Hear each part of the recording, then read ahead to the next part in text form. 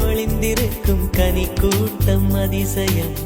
வண்ணத்து பூச்சி உடம்பில் ஓவியங்கள் அதிசயம்.